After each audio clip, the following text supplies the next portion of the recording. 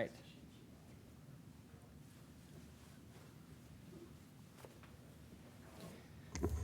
All right, welcome everybody to the Vineyard Planning Commission. It is 6 o'clock on Wednesday, January 15th, and we will begin with Bryce Brady leading us in the Pledge of Allegiance. I pledge allegiance to the flag of the United States of America, and to the republic for which it stands, one nation, under God, indivisible, with liberty and justice for all. All right. Hopefully everyone has been able to sign in and grab an agenda. We're going to have an open session now, and this is for anyone in attendance that would like to speak about something that is not in the business items section in section 5. If anyone here would like to say anything, please step up to the podium. All right. Seeing no comments, we will move on to minutes for review and approval from December 18th. Did everyone have a chance to look over those minutes that were sent out? And if so, any questions or discussion that needs to take place before someone makes a motion? I wasn't here, so can't comment. You can still vote. You can still vote. Oh, I will. I did not see them. I didn't get a chance to look at them. I think they look fine, so I can make a motion. I make a motion to approve the minutes from December 18th. Second. All right, all in favor? Aye. All right. Moving along, we will jump into business items 5.1, Mill Point Site Plan Amendment. Great, thank you, Chair and Commissioners. This is Anthony's first job as the chair, so congratulations. And Jeff's as the vice chair. So anyway, we'll jump right into it. This is Milltown, formerly known as Lincoln Square. They are requesting a few amendments. One is, Mill Point. Milltown is the commercial one across the street. Mill Point. The amendments don't affect parking. They don't affect the number of units, architecture of the building. They're specifically in regards to landscaping and the trail that was proposed on the north side of 400 North. And so if you look here, this is 400 North, and 400 North is a private road. On the north side of it is UVU. So I believe UVU and Mill Point split. And is it right on the middle? Yeah, there's right in the middle. It splits. So this would affect their side of the property. The proposal is to remove the trail that you see located here and to go with just the sidewalk. The sidewalk has been installed at this point, and I believe it's 6 feet. When I was out there and measured it, that's what it appeared to be. The trail was a 10-foot trail as required by the Public Works Department for trails. However, the code does not require a trail. So this was an item that was put in addition to what the code requirements were when it went through the site plan process. Obviously, the city, we would have loved to have a trail, but there's not a code requirement. And they'll be able to explain a little bit about some of the conflicts with Rocky Mountain Power. I do have some photos that I'll just show you really quick of the site. Let me think where they're at. Let me grab those really quick.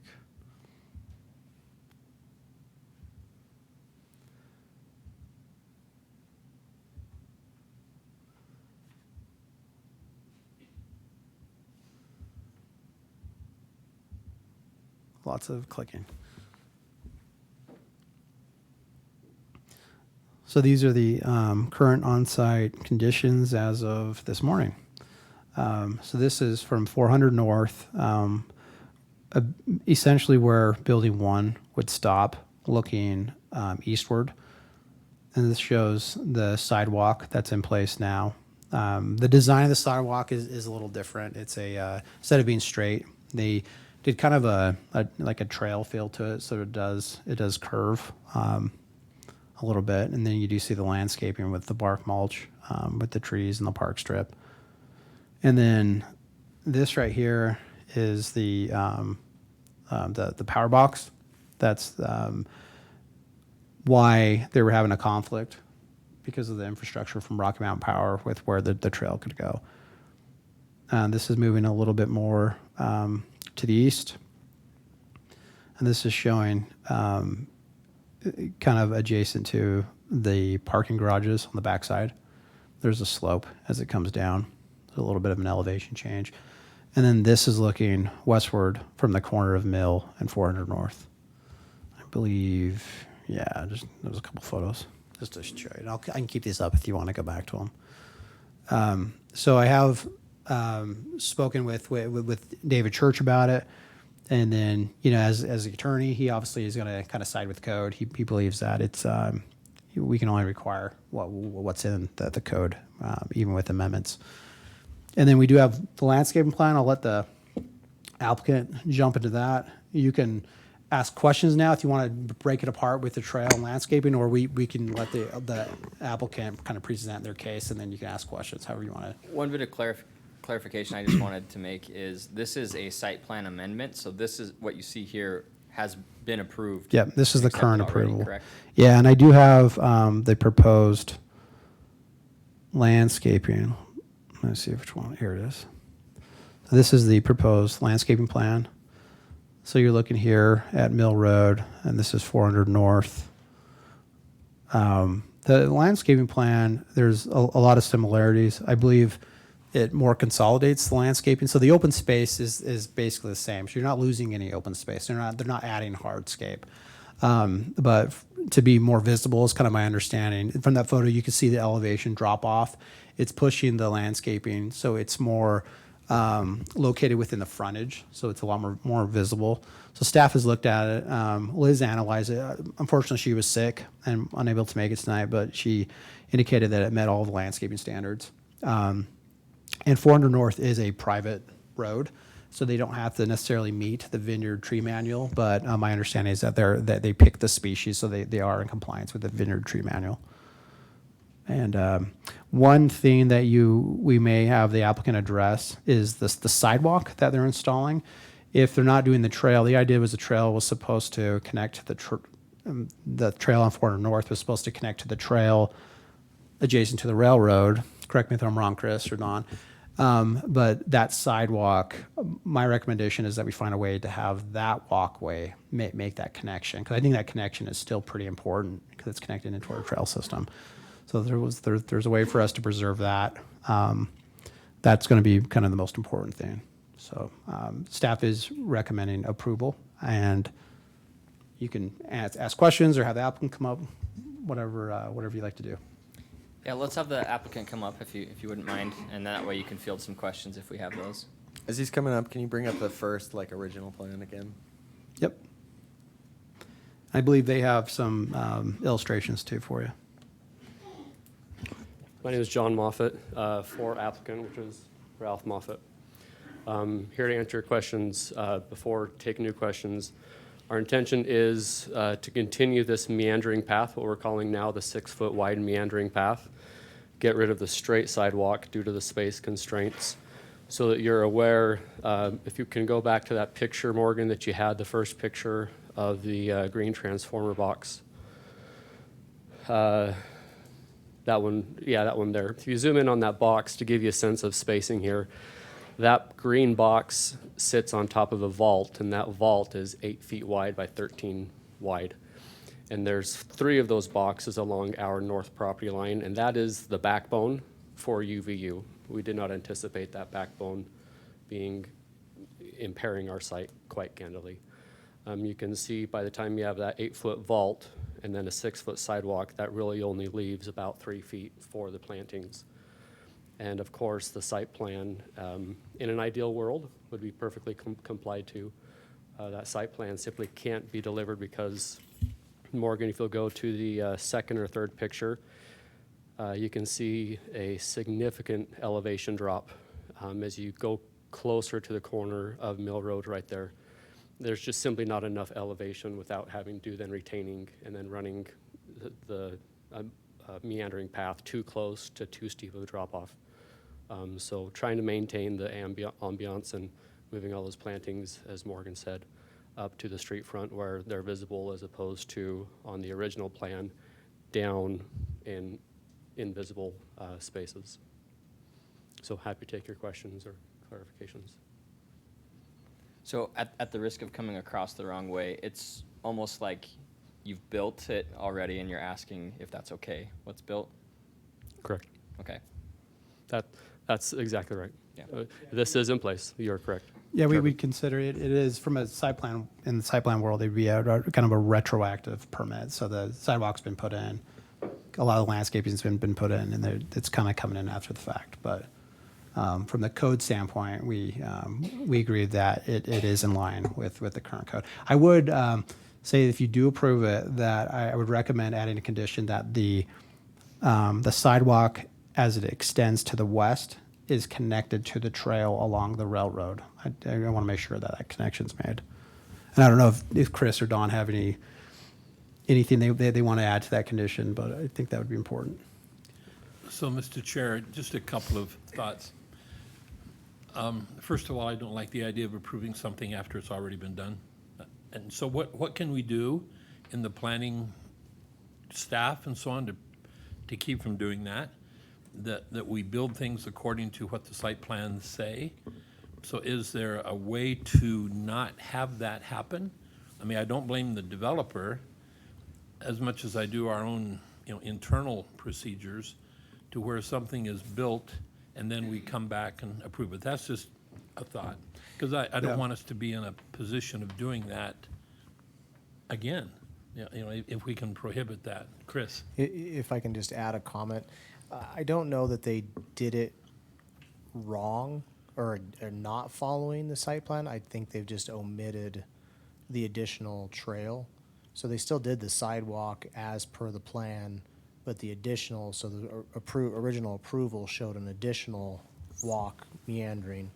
And so they've just eliminated the one. It's not that they changed that part of it. The plantings, I think, maybe had some changes in it, but I don't think it sounds really bad when the way you put it, so I just wanted to clarify that. Yeah, and I appreciate that, Chris. It's, the planning commission approved the site plan some time ago, thinking that there would be a trail there. Now, we didn't know of the Rocky Mountain Power Backbone. boxes and all of that kind of thing, but we're a community that wants to have trails. And so it's kind of against my grain to say, well, we'll just eliminate a trail that we fight so hard to get in our community. So that's just a feeling. Now, if there's anything that we can do to mitigate that, to make it feel like a trail. Now, we have a 6-foot wide sidewalk. Isn't that pretty standard? A 6-foot wide sidewalk? That is in place, correct. And so, we probably can't add width to it to make it feel more like a trail because of the green strip and all of that kind of thing. But anything we can do to make it feel more like a trail than a sidewalk, I would like to see us do, whether it's, making sure it connects with other trails. But I just think we as a community need to be focused really hard line to maintain and create our trail system. If I may address that, we do anticipate connecting this trail so it completely loops our property. We're advertising to our residents a 1/4 mile, which is what this is. I've walked it, a 1/4 mile walking path. And that does connect on our very northwest corner to the current Union Pacific, or the access road that the Wells and Whitaker Construction have been using. We'll have to do a little bit of retainage on that because the slope is too great to just do it without retaining walls. But we do anticipate this meandering path, 6-foot existing meandering path, as we're calling it, to connect on our northwest corner to the trail system. And then on our south property line, we continue this meandering trail theme also to the railroad track and connecting it there. So there will be an independent loop in our property or for our property that also connects to the frontage on Mill Road and connects separately. The Vine will connect their own sidewalk into that trail system as well. They're responsible for you can see on our southwest corner, right there by our detention basin and dog park. that trail will weave up where your mouse is and go down and connect with that trail system. So my my thoughts are similar to what's already been shared. I think one of the thoughts I had was that with this site plan, it seems like in your civil engineering and your grading plan, you would have been able to identify that issue with the grade, having that drop in grade and not being able to make that trail fit with the topography if it was built to the engineering. And I can see now, the challenges of putting it back in. But I guess I agree with Tim and that if it was approved with the trail, it's we got caught in this situation before. It wasn't a trail issue, but where it was built, it was done. The project was done. It was done in a way that was different than what was approved, and it puts us in a kind of a tough spot with it. But if we had been able to address this, before the sidewalk was in, I would have probably recommended, hey, let's do a larger sidewalk. I think it's a better location up close to the street anyway, because you can see in those photos, especially in the wintertime, a trail right up against those buildings is going to be in the shadow all day, and have a lot of ice, and a lot of issues, set back by the trees. That'd be a great, that'd be a great spot to have a larger sidewalk with more space, so that it really does pick up more than just being a sidewalk. It's connecting to a trail network in the city that we're trying very hard to emphasize and strengthen. That I probably would be what I would prefer to see is if in this process would have been, well, if we can't put the trail right next to the storage garages you have there, can we make that sidewalk larger or do something to make that corridor be able to handle more than just being a public sidewalk? I'm saying this without really having a lot of great ideas of what we do now with the current situation, but that's just kind of how I feel about it, is that I don't want to give up what we're trying to fight for. The one question I did have, Morgan, you brought up is, because I don't know that I was here or part of this when this site plan was approved. Can you go over again the issue brought up, how the trail wasn't required by code, but it was put in during the site plan review? It was agreed to as a condition as part of the approval, or It was just put into the site plan. So During a planning commission meeting? The designer at the time put it Okay. in. They may have worked with the Public Works Department on Okay. it, but Let me clarify that. Originally, this road, 400 North here, from Mill Road west, was supposed to be a public road. And so there were a lot of requirements put on that. Once it was decided that we had never had an at-grade crossing at this location, then we really abandoned this road as a public road. So then this road became owned by the adjacent property owners. Jerry Anderson owned it And, first. so UVU and Mill Point ended up owning this road.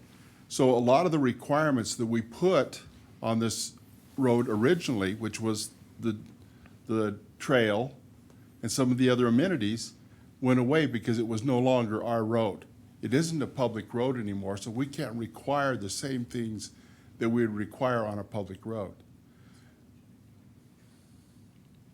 So that's kind of what happened here, and it was in the midst of the property actually even changing hands when all this happened.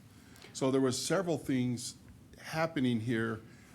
I don't think we ever see a project like this happen again in Vineyard, because it just seemed to compound as we went around.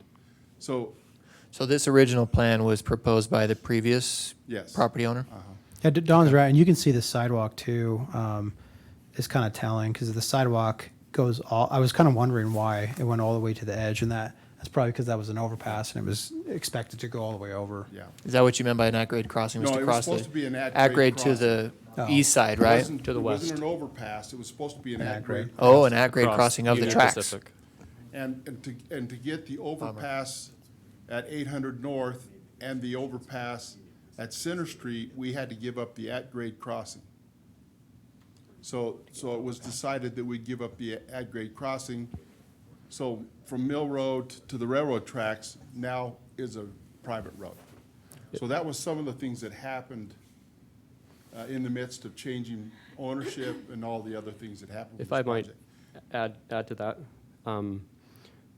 when we bought this project, we did not know that that was not going to be a public road. We bought it as was. Unfortunately, when the city decided they were going to abandon it as a public road, we, as property owners, had to incur the cost of unwillingly buying that road at nearly $500,000. That was something we needed for access to the property as was in an effort to move the project forward. So we've done everything we feel we could within good reason to keep it a meandering path. If one's to abandon either a straight sidewalk or a meandering path, we chose to abandon the straight sidewalk because there simply wasn't space between the backbone, the impingement, and that curb is actually further south than it shows there on the site plan. There's not a curve there as it approaches Mill Road. The whole curb came further south, so that further impinged the space that we had.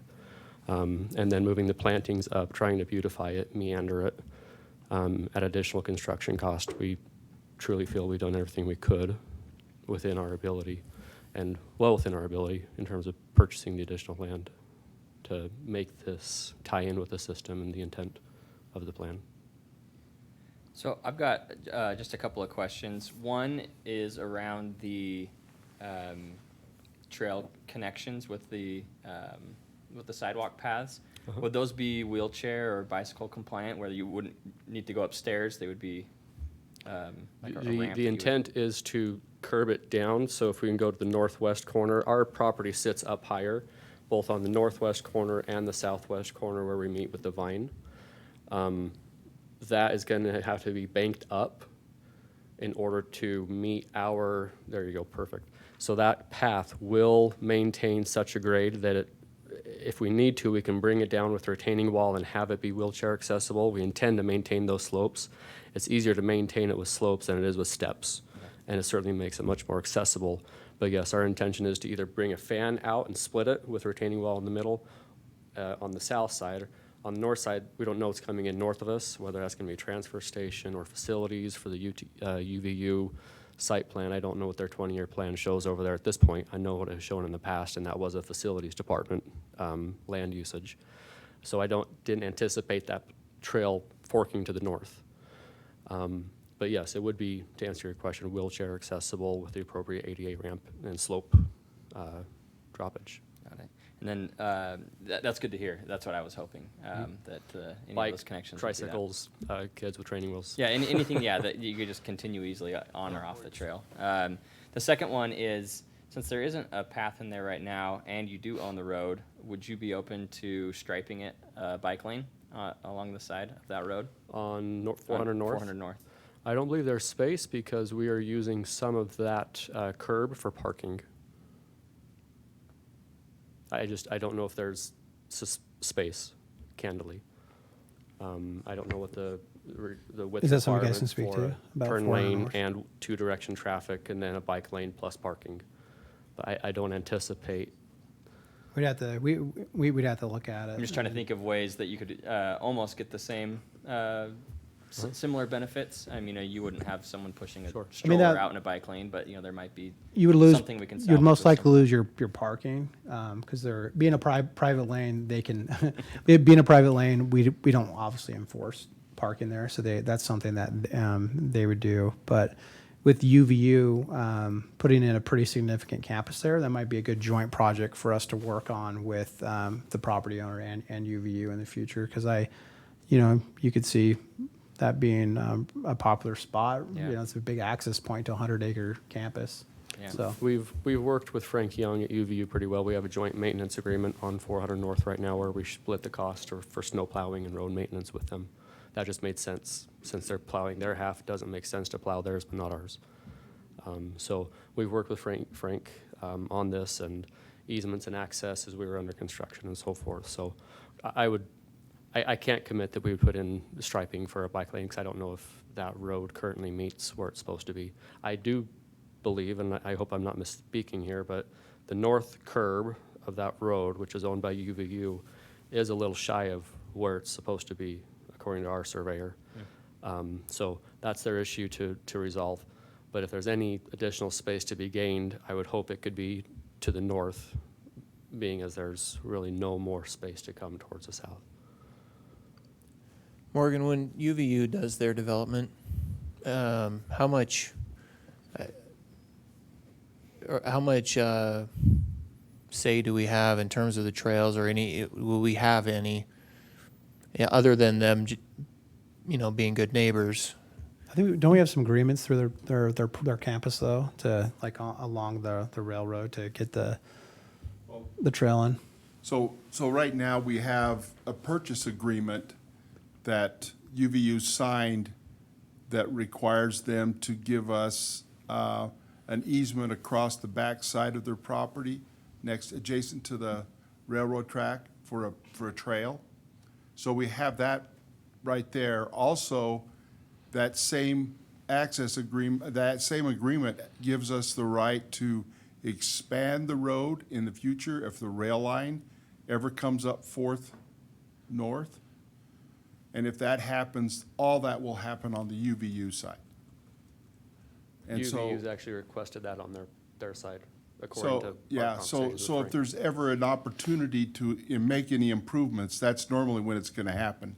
If light rail ever comes down and makes the curve and heads up 4th North, and that road's widened, then that'll all happen on the UVU side. And that's the best time for us to probably get any improvements there. They know that the trail's going in on the railroad side, and I can't hardly believe that they won't connect trail systems in their property to those trails, because that's the way they can get from the south side to the north side of their campus, is that trail system and underneath the overpass. So I don't think right now we have any agreements with UVU saying you'll build trails, but we are in a new chapter right now with UVU, and that's a definite possibility. Because I'm seeing that, just thinking regionally, stepping out from just this property, but all of that residential development, the Edgewater area, and if we have the Vineyard Front Runner Station put in, and thinking of how people would maybe ride their bikes or connect to from that area to that station, and this 400 North could be a pretty important connection through, an important place to have a trail. Now, without UVU there, and Yeah. just with your development there, it's a pretty quiet road. So it's We not, get a few it's intramural feasible runners just to down ride there your bike back and right on forth, it. Well, now, but as that development fills in, Their plan now shows it not going necessarily all the way to 400. And I don't know. I mean, when we talk to them, they say that this is their plan, and then others tell us that this Yeah. plan is most likely going to change. But it shows kind of a trail following the tracks, and then it pops up through what they're calling South Campus Drive, a couple which hundred is not feet up. 400 North, if I'm correct. It's we're on off the that far a little right bit. of that road. This is north. Yeah, 400 North is here, so this would be, 300 or 400 feet above that. And candidly, as a private property, we would prefer fewer traffic on, for sake of our residents and peace and quiet our residents. We don't want to induce hundreds of students walking adjacent to our property. You may not want to hear it, but that, as a private property owner of apartments, we want to keep noise down and traffic at a minimum for our residents.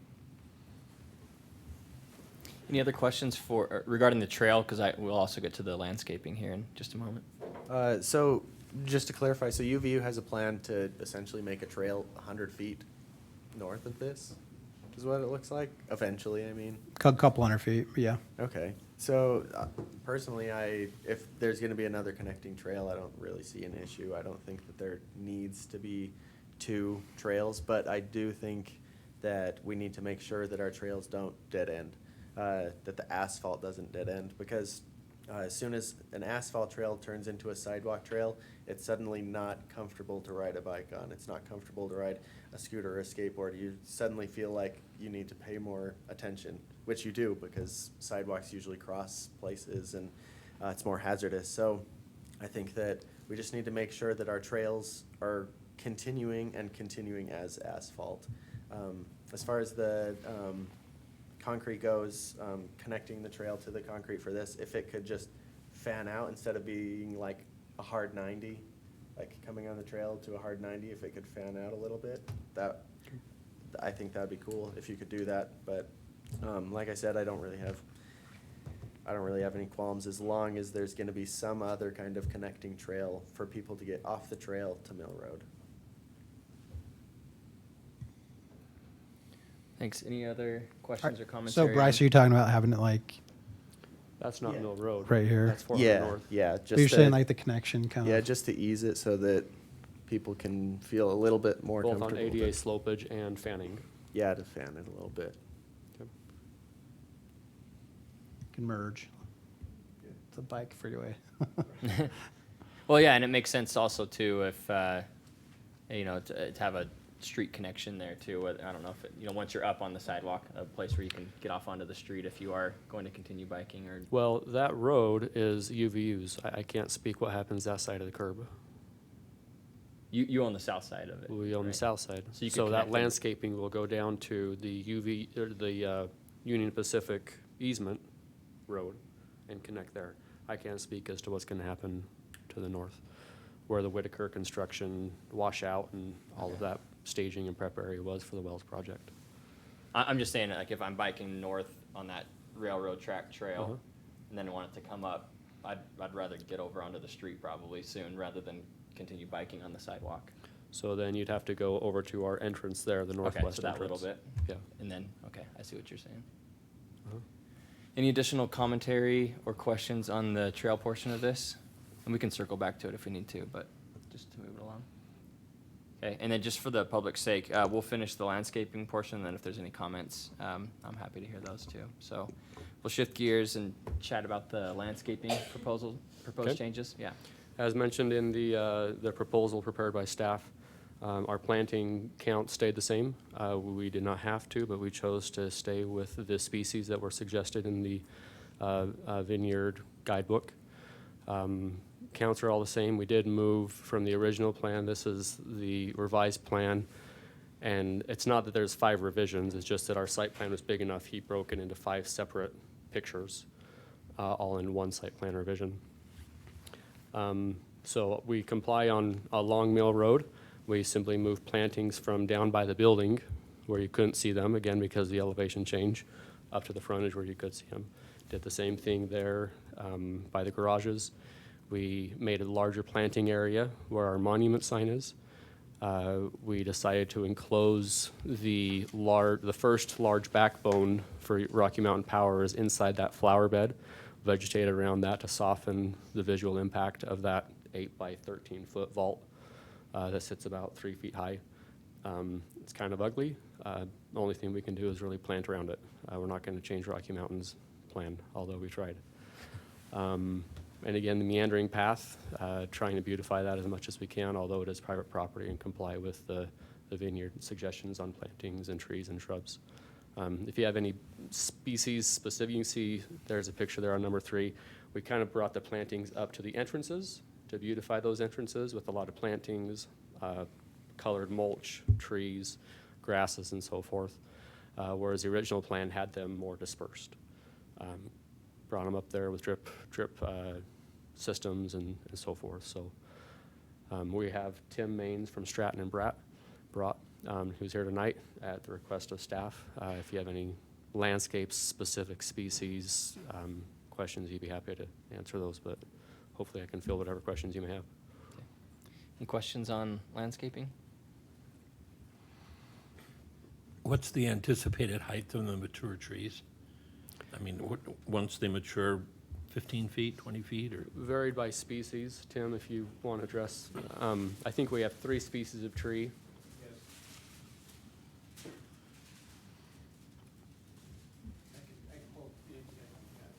I've got photos and they go back to the original landscaping planner, the proposed.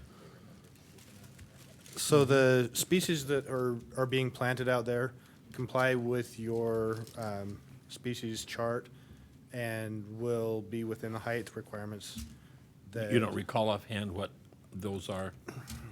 15 to 20 feet. It ranges. That's what 'cause- sticks in my mind, but I Yeah. didn't know. Yeah. Okay. Any other questions for me? Yeah, you got the landscaping guru right in front of you guys. Did you remember to take the trees out of the bags when you planted them? We've had fun experiences with those. Yes. All right, thank you. Thanks. Any other landscaping questions?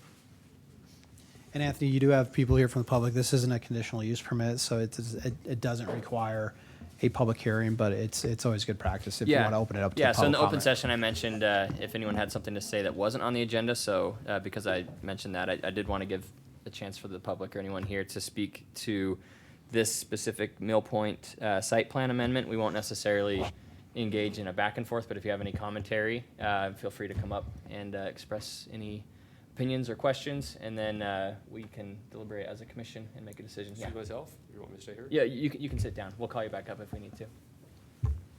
Anyone from the public, any comments?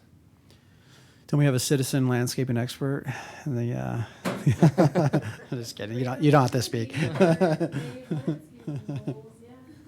Well, if you wouldn't mind maybe just sharing your input, and I know that your input may address other projects too in general, but. Certainly. I mean, I'm curious about the species you've selected. I assume it's all been chosen.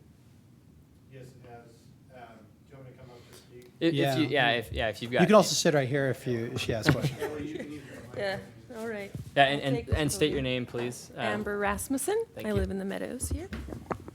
So the species that we have been planting are all the species that were within the city's ordinances. And do you want me to give you names? I can show this to you if you'd like to. I mean, how extensive? The tree manual does trees and shrubs, right? Nothing beyond? I think it has Are some, there? yeah, And some grasses? native plants. Yeah. Right. So we have 5 varieties of trees Uh-huh. in this area.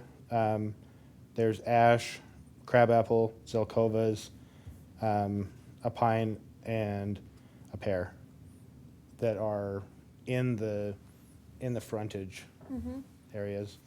Then we've got Grollo sumacs, Carl Foresters, spireas,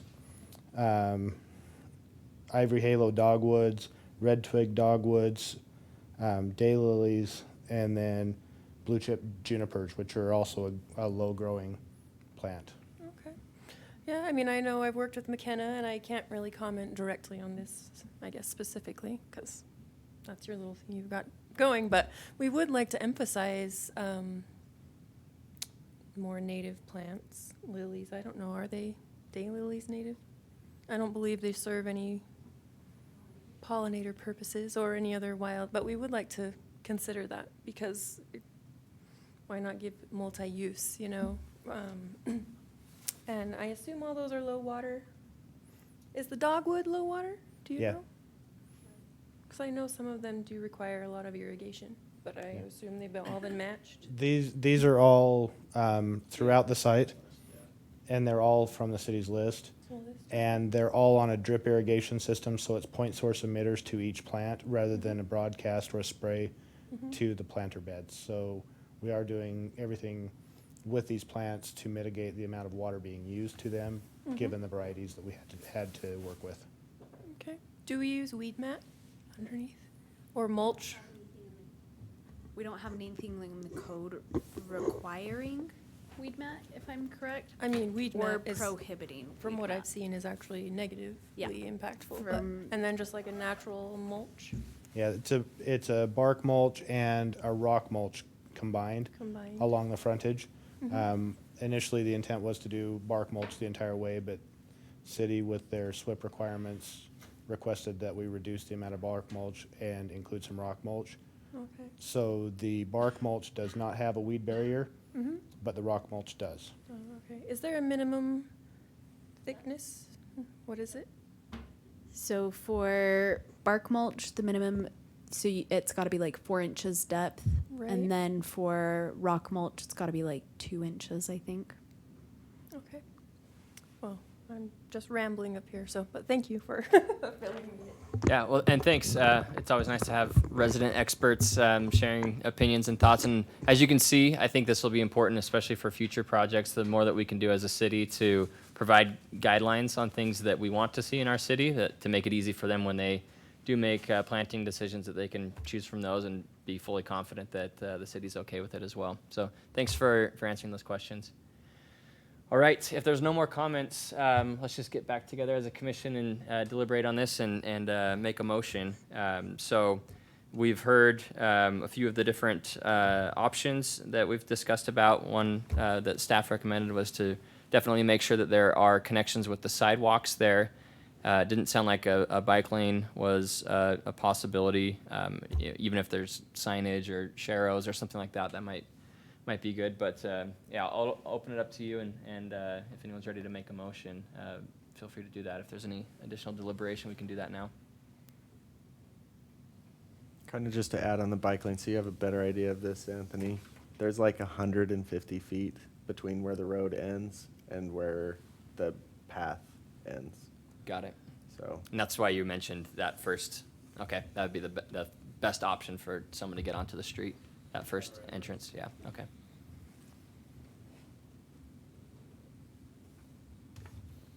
And Well, what- there may be some, I mean, if we find as the university builds out, I mean, that might be a future project that we work with the university on.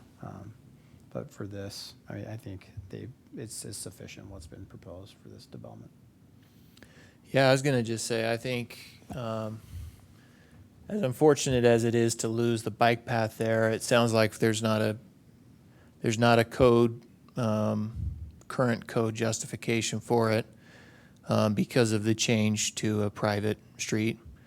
And so, I think if we pick up, we make the connections like we talked about, of the sidewalk to that trail. And then I think we need to work as a city as best we can with UVU to make sure that we end up with a good connection of the trail to the residential side of Mill Road, and the commercial side. I think it is going to be an important connection through there, for bikes and pedestrians and just a trail connection in general. And so, anyway, so to me, I think I'm okay approving this with some of the conditions that we've placed on it, while wishing it was a different scenario, but I think that's kind of the reality of what we've got, so. Do we have any other conditions that the staff has placed on them other than the one that we talked about? So you have if you recommend three approval, it would be with the proposed conditions in the staff report, and the added condition that the extension of the walkway on 400 North be extended to the trail adjacent to the railroad. You could say it kind of somewhat in that format, but making that connection. Yeah, and have what they do the- show it in the plan, but I want it called out. I think it'll make it more clear. would they be fine with adding, having it flare out onto the trail, or so that it's not a 90 degree, so that it's continuous curve. yeah, like a curve. Yeah. Yeah, either a continuous curve or yeah. You may need to speak at least into that mic. It just doesn't pick it up at all if we don't have you speak. So I imagine in the future the trail's going to continue along parallel with the tracks, and so the sidewalk. I'm just saying, instead of going straight at a 90 degree into the trail, either curving into it. We would in continue one or- the existing 6-foot path at a radius to tie into the trail that parallels the Union Pacific. Yeah. I don't know if you can pull it up there. Yeah, so right there it shows the path kind of flaring a little bit on the south side, but not the north. Yeah. Maybe we could take that same 6 feet that's there and just begin the arc a little bit sooner, so it's more gradual down Yeah. to there. Again, assuming the grade there is quite drastic. Okay. And so, without raising that road, we would have to do something there. Okay. But I would not say that we're gonna flare it. I Yeah. would maintain the existing 6 foot and arc it down to there so that we don't have any more additional concrete costs or anything along those lines. But certainly whether it goes, a a 30-degree arc or a 25-degree arc, or something gradual. Okay. So, if it's just gonna maintain the 6 foot, do you think it should just go to 90 into it then? Because, I mean, eventually people are gonna be coming from the north, and Well, so it would, I think we Well- have advantage actually Counterintuitive. to graduate it in, because if we go 90 again, that road, the Union Pacific Road, is so much steeper. It's gonna be better for us, candidly, as a property, to taper that in at some sort of gradual instead of dropping off down to that existing Union Pacific rail okay, trail, which is a 10-foot road. okay. Does that work for engineering? Overall, you can work that out. Okay. Great. Okay. I'm just trying to think, will that work if somebody's coming from the north, south? I mean, eventually when the trail continues there, will that still work coming from the north to the south, getting off on the sidewalk there?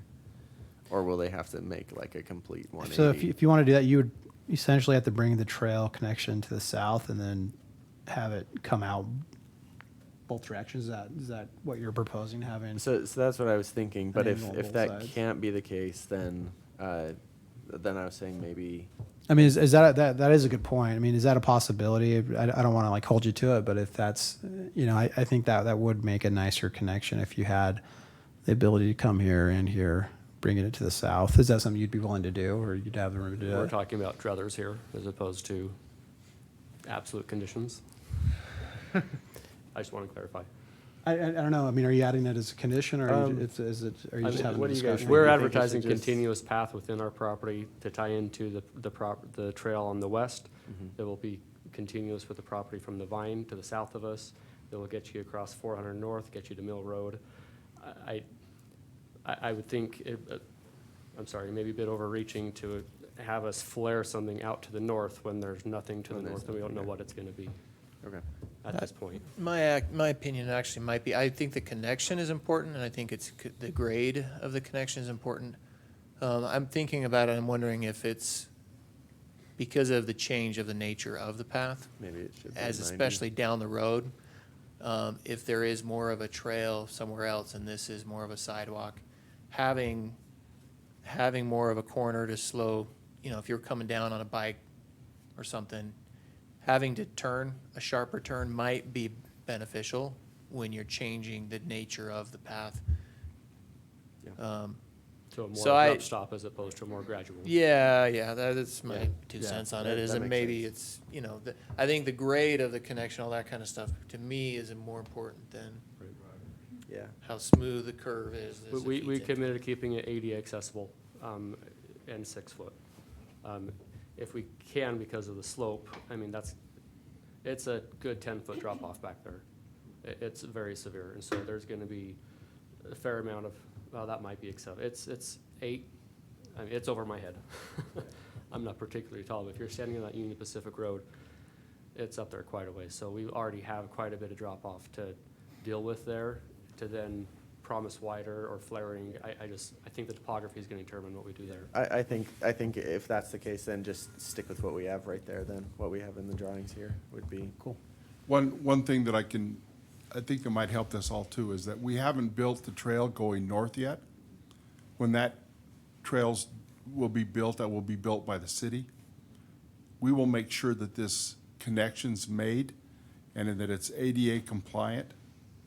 So we'll kind of fix everything when we get the trail extended to the north. As long as this concrete trail connects to the asphalt trail so that you have a good connection there, we'll fix everything else when we come back in and do it. Okay? Good to know. Thanks, Tom. All right, any other commentary? I don't know if this could have been helped to have discussed this before the sidewalk had been put in. That would have given us a lot more leeway to talk about this and figure out other solutions. So let's keep that in mind. Well, if it can be this portion of helped. the sidewalk at this end hasn't been put in. It's been put in, I believe, up to building 1, but this half hasn't been put in yet. It would have been nice to know as soon as they could see that the trail was no longer a possibility, for us to be able to review this and try to figure out something else. Yeah, for sure. instead of being bound to this as we are. That's all. Yeah, I would have been a lot more concerned with this if this was connecting to some other trail, but I was just looking at all the maps and stuff, and it doesn't seem to connect to another trail, just more sidewalks. But with it not connecting to another trail, I'm not as concerned about it. So, Mr. Chairman, I'm prepared to make a motion. Please do. So I move that we approve, with my reluctant vote, the Mill Point Site Plan Amendment with the conditions noted by staff and adding in the condition of connectivity to the other trails. Thanks, Tim. Do I have a second? I second. All right. All in favor? Hi. Aye. All right. Great. Connectivity to existing, not future anticipated trails. Yes. All right. Thank you. Sounds good. One of my big goals as commission chair in this year is just to make sure that we stay tied in with the general plan. So, we finished business item 5.1. I just wanted to read some of the related goals for that. One is to prepare a comprehensive open space, parks and trail master plan to strategically plan for and provide a framework for decision making. And then also enhance, improve, and connect existing bicycle and pedestrian trail network throughout the city and to the regional trail network. So just as a little context for the questions that we did have. But I appreciate you coming in and answering our questions and look forward to seeing the product. Thank you for getting this on the agenda and considering our proposal. Thanks. All right, we will move on to business item 5.2, a training session. And just, go ahead. Is this you or McKenna? No, this is McKenna, but just to let you know, the accessory dwelling units, I need another couple weeks. I'm preparing a couple options, different ordinances for you guys to look at. So following the training session, you're good to go straight to the commissioner reports. Okay. So, Thank you. I don't know if McKenna, if you want to provide any kind of, okay. intro. So right now, staff has been working along with a city council member, has been working on the landscaping plan update. So this is going to be a pretty big update, and I think it's a really great opportunity for us. I think Utah and the nation is already moving towards a more sustainable future. And so this will really be a way for Vineyard to lead out, to get ahead of the curve, and to make sure that what we're doing is going to benefit our city for the long run. There's been a lot of studies, and it's a lot more expensive to retrofit your city than it is to just put it in going forward. So as we get ahead of this curve, we'll be able to save us money as well as help benefit the different factors in our ecosystem around us. So with that, this is a TED Talk done here in Salt Lake by a local landscape architect, Cynthia B., who's kind of championed the Localscapes program. If you guys have heard of that, which is a really great residential program. So she does focus more on residential landscaping. So let's think of ways while she talks that we can apply this to our residential landscaping without forcing homeowners to do things that they don't want to do, and also apply it to the city.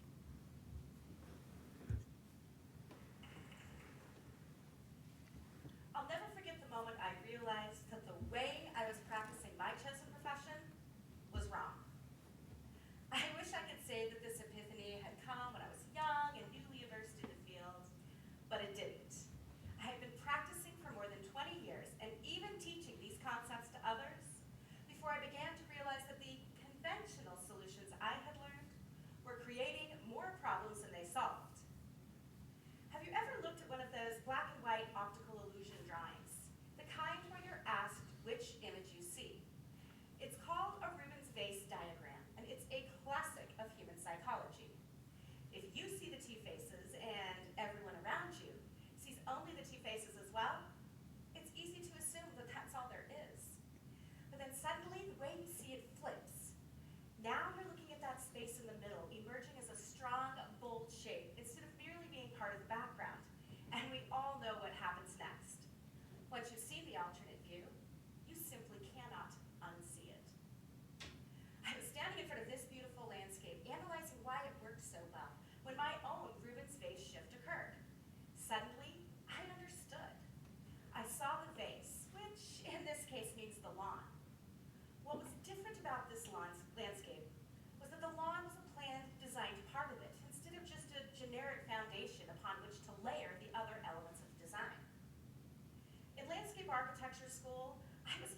design any feature that a client could want. I was never trained to design the shape of lawn.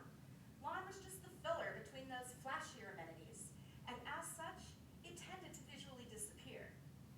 And therein lies the problem. In our area, lawns consume more of our water supply than people do. I work for a water district that's charged with balancing supply against demand.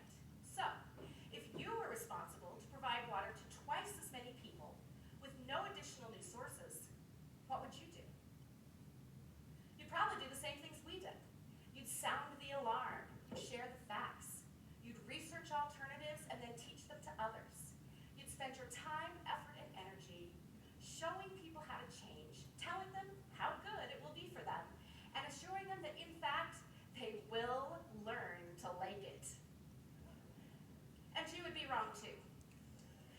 For all of our educating the public about WaterWise principles, we weren't making much headway.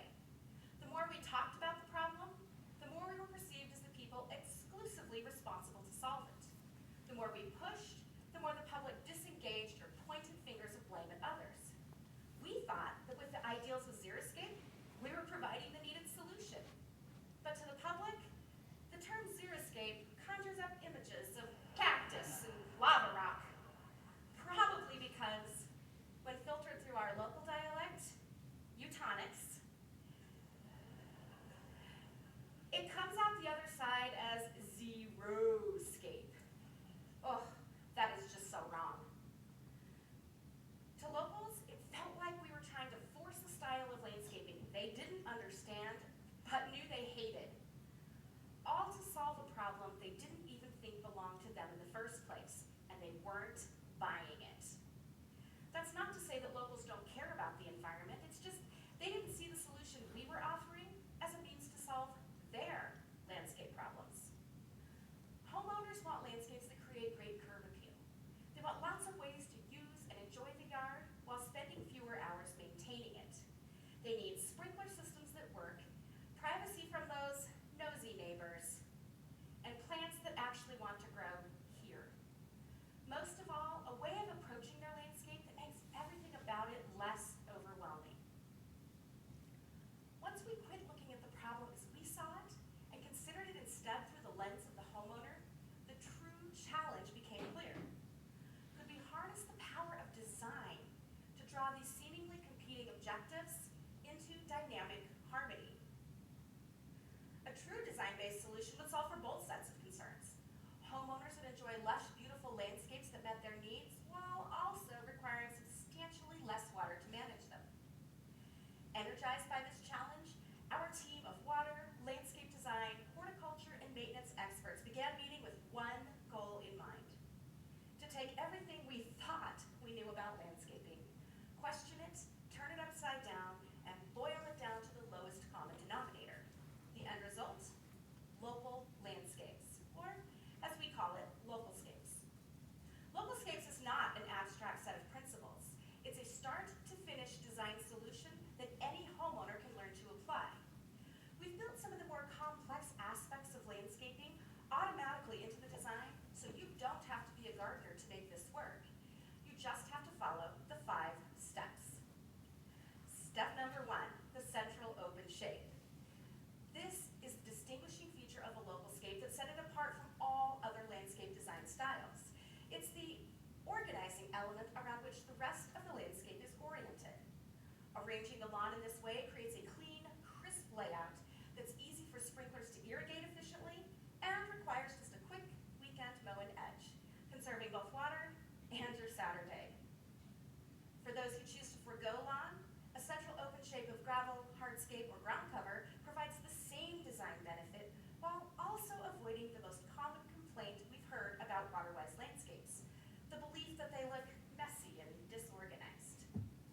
Step number 2, gathering areas. These are the social spaces where you'll interact with family and friends. We typically think of gathering areas as being backyard spaces, but don't limit yourself to a traditional placement. We recommend having at least 3 gathering areas, each serving a different function. Gathering areas not only make the landscape more inviting, they reduce the work and water required to keep it that way. Step number 3, activity zones.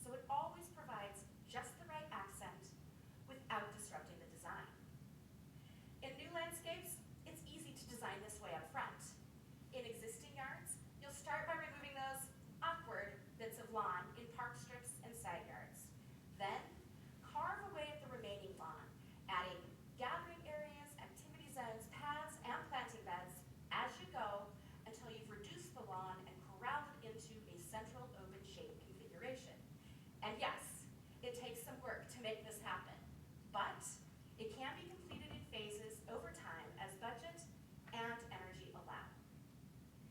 We took the complexities of landscaping, focused them into the actionable framework of localscapes, began teaching it to the public, and then we held our breath. Could they do it correctly? And would it produce the provided benefits? We're pleased to say that many homeowners have since completed localscapes transformations. Even more exciting, inspired by their great results, their neighbors have begun localscapes upgrades as well.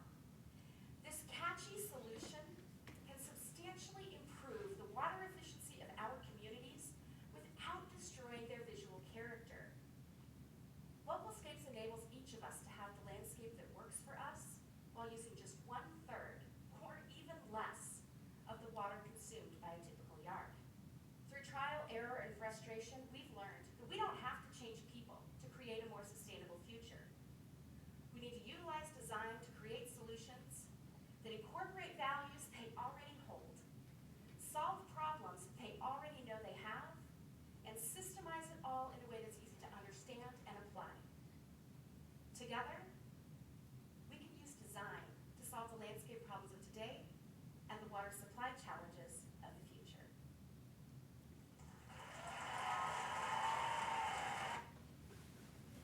Morgan, can you? Oh, sorry. Can you go back? I think it's like 8:46 to the point where she has the two pictures of the two different landscapes. Even more exciting, I can't remember. If you scroll over, inspired by if you scroll over, efficiency of our right there. communities. Yeah, perfect. So if you guys take a minute to look at this, you can see.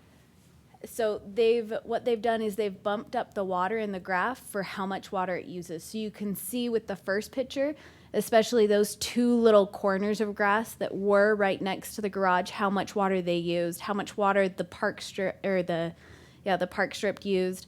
And then you can see how it's bumped down significantly in the second picture where they are using localscapes. So just like the landscaper tonight was talking about, he's using a drip irrigation system with the flower beds and stuff, like using things like that in the drip irrigation systems can significantly decrease our water usage. I know that I've been talking with with Sullivan Love, and they've been working on getting, when we do have to use lawn, using more water-wise lawn. And so we have been working on this, but this is a way that we're going to codify it. So do you guys have any comments, anything that this video made you think of, or ways we can apply it to the city code? My first thought was, I know at least for me, like the park strip area in front of my house, like there's no way to not water the asphalt, really. I mean, and yeah, so I just think about, do we put something in code that will clearly at least allow for an alternative, or some people might not know, like including me, like what am I allowed to do there? Like probably shouldn't put lay concrete there or something like that, but pavers, gravel, native plants, I don't know, to think about how to do those types of things. I also think that the city should definitely lead out in areas that we have control over, whether that's medians, park strips, those types of things, and then I think the rest can follow. Because you don't want to ever get to a point where you're, people have their property and they have their own ideals and what they would like to have there, and I think it's just best to give them clear guidance on what's ideal for this area, and then they can hopefully make a good informed decision. For sure. The Localscapes program actually provides several different park strips examples. So if you want it to look more like lawn, or if you want it to be more of a pollinator park strip, so it gives various examples of that. Localscapes has done a really great example of providing a lot of benefits and resources. One of the things that staff has talked about and one of the things that Localscapes recommends is eliminating lawn in spaces less than 8 feet wide. And so that's one thing that we really want to codify, so that when we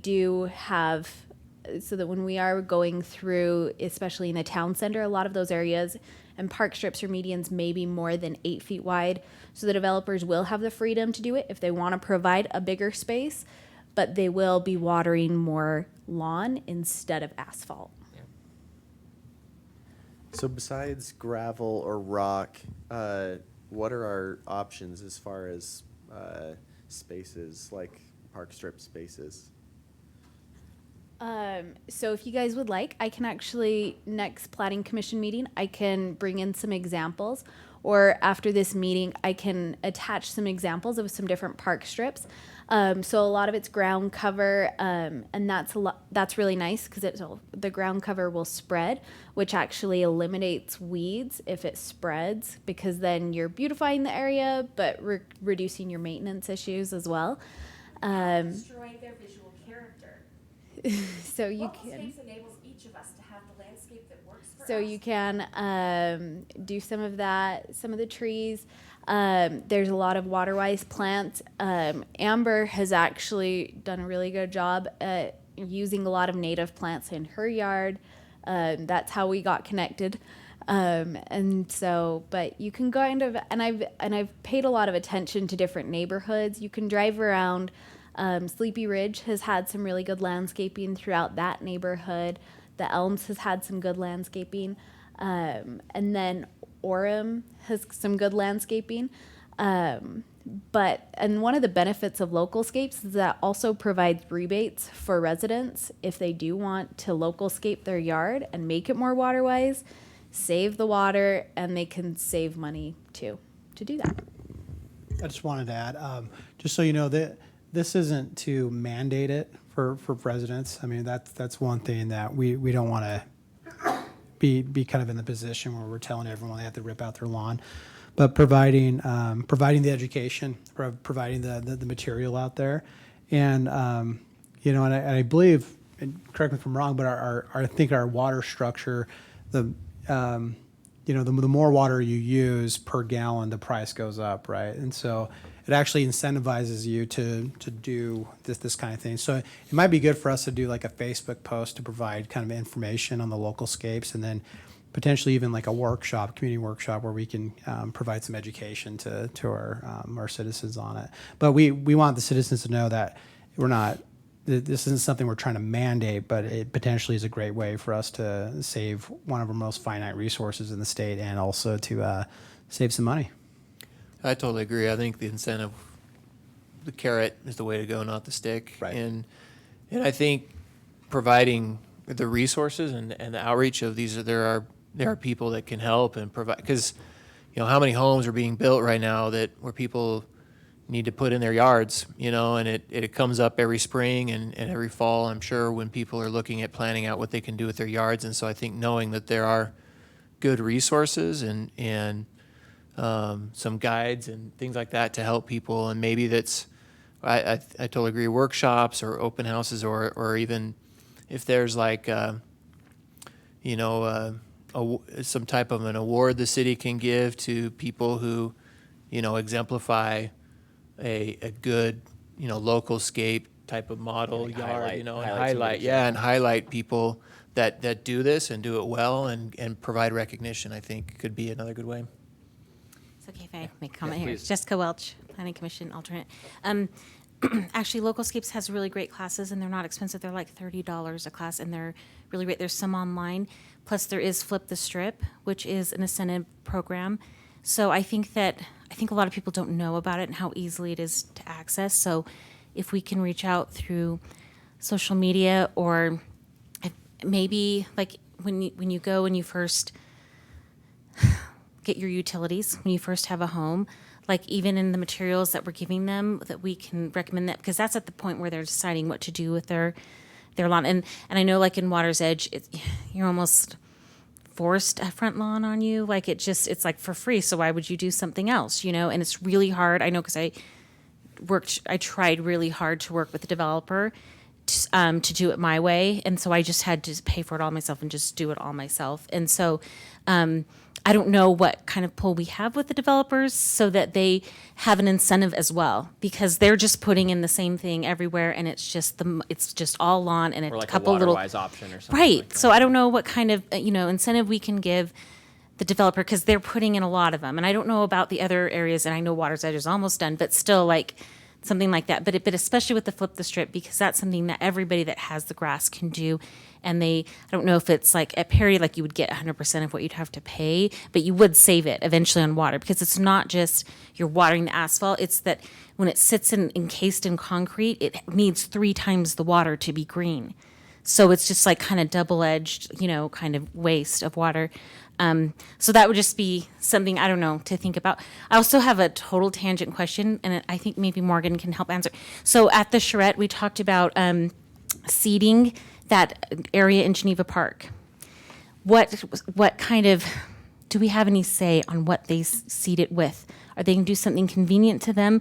Could we have a say so it was something beautiful, local, maybe even had like a bioremediation type effect? Like, do we have any say? It's our park, and the parks will need to go through an approval process. And I think Don can speak pretty good, because that was one of your ideas, right? Using the seed mix in the Geneva Park. When I worked in Draper, we had to use, because of the slopes and the sandy soil, we had to use a lot of plantings that had some deep root structure to stabilize slopes and lawns. And so we worked with, I can't remember the company, Granite Seed, and worked with a man out of Granite Seed, and he came up with a seed mix specifically for specific locations based on the soil type. So one of the things that we were thinking about doing at that location there to help, the material there is high in iron, and that's why they had to move it. So whatever we put there has got to be able to withstand that. And so what I wanted to do is get someone to come out and look and actually give us something that would be durable and last. And also, it has enough organics in it that it's going to settle a lot. So it's going to change a lot over the next 10 to 15 years after it's finished. So anyway, my experience was, let's don't settle for just throwing some ryegrass on it. Right. No, that's great to hear that it's being looked at with staff, and we can do it thoughtfully, rather than, I was just a little afraid that maybe it was just whatever the developer had around. I don't know, just kind of thought about. So that was the only thing. Yeah, thanks for your comments. Thank you. I appreciate that. Any other comments or discussion here? So I looked into this a little bit, and there's a website called Steppables where they make plants that you can walk on that are like flowers and stuff, but you can walk on them. And I've thought that's really cool, and I would love to do that, but I've never seen anybody else do it. So I've been like, well, if I rip out my lawn and then plant this and it's just dead all the time, then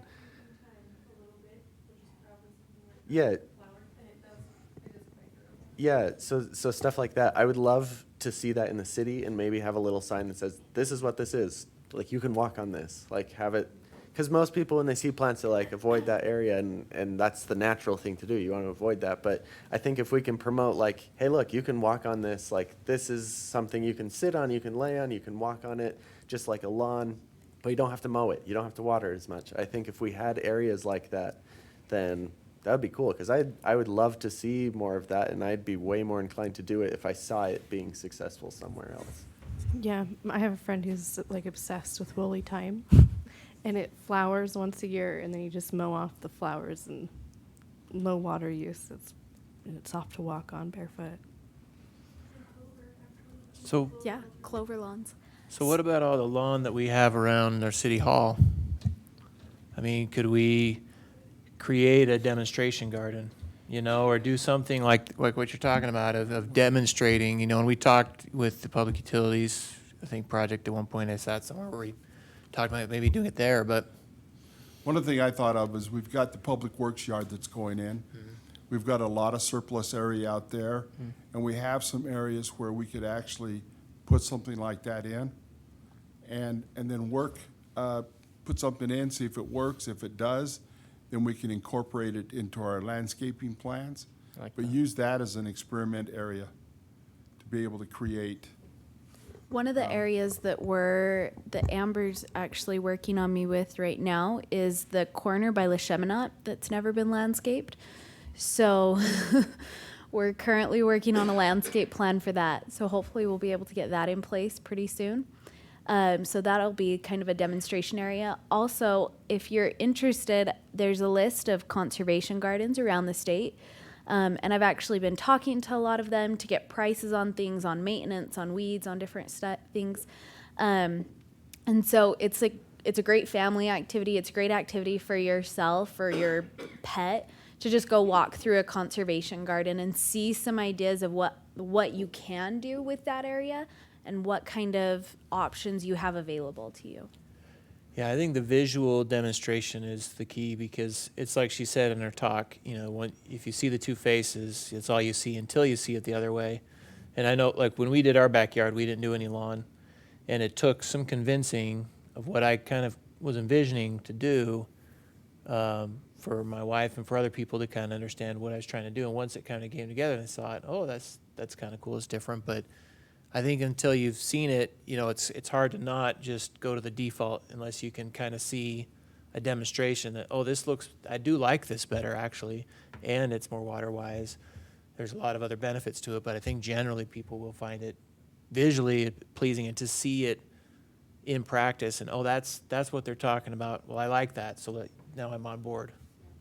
Especially like she talked about in her talk, like you think xeriscape and you think of Zero.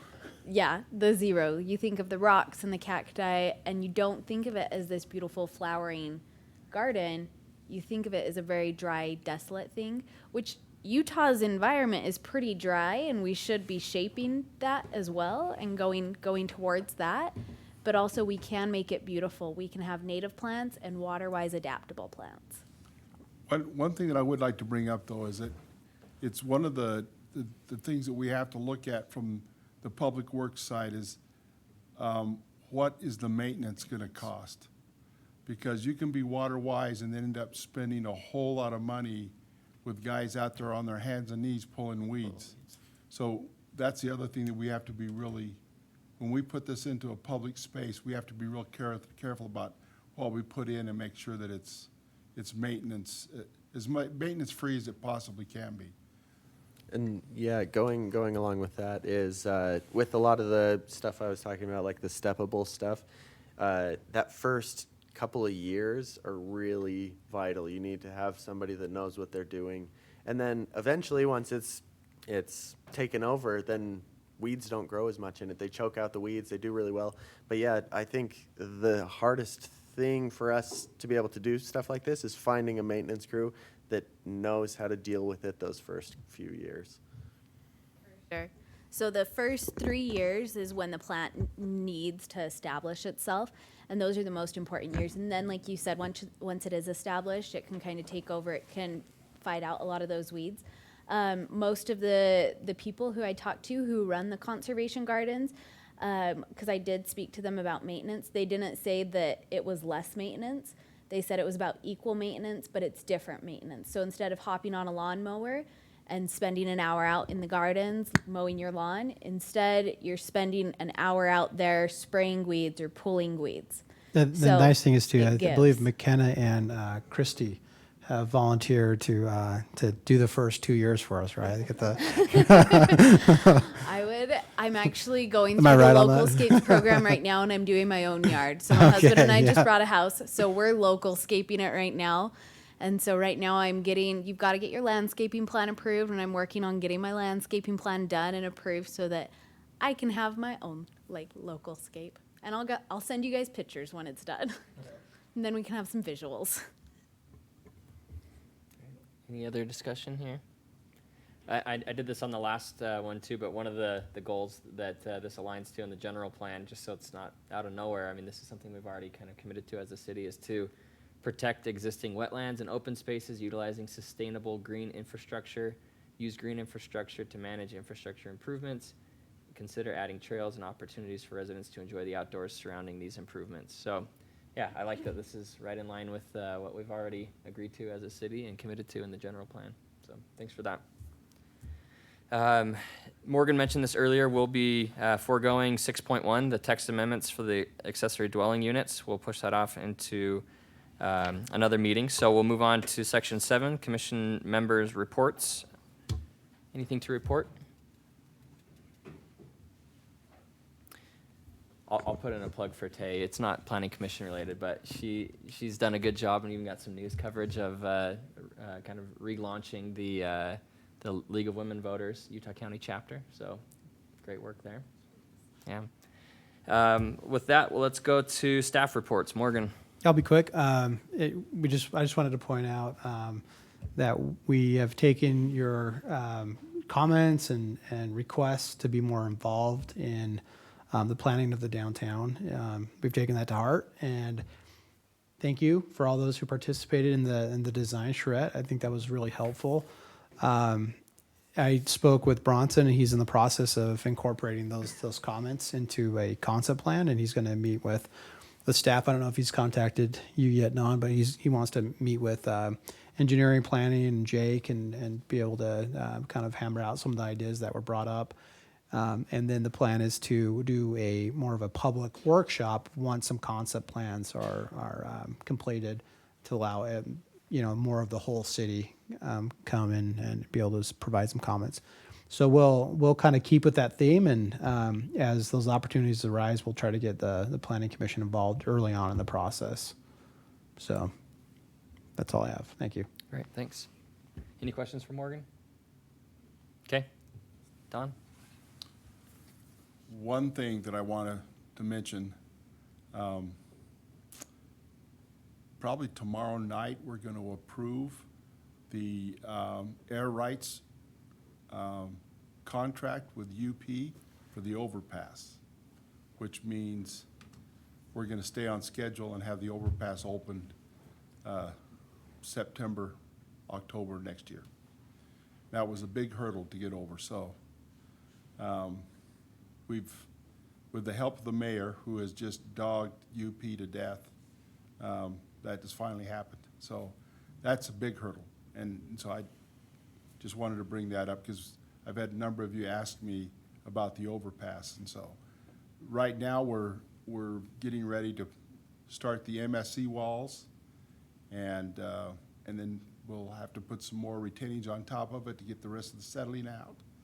And then hopefully by June, we'll start setting beams for the overpass. Great, good update. Questions for Don? All right. I'm just really excited. Yes, that would be nice. Oh, I had a quick question for staff and everyone. Reading about the Provo Airport expansion a little bit.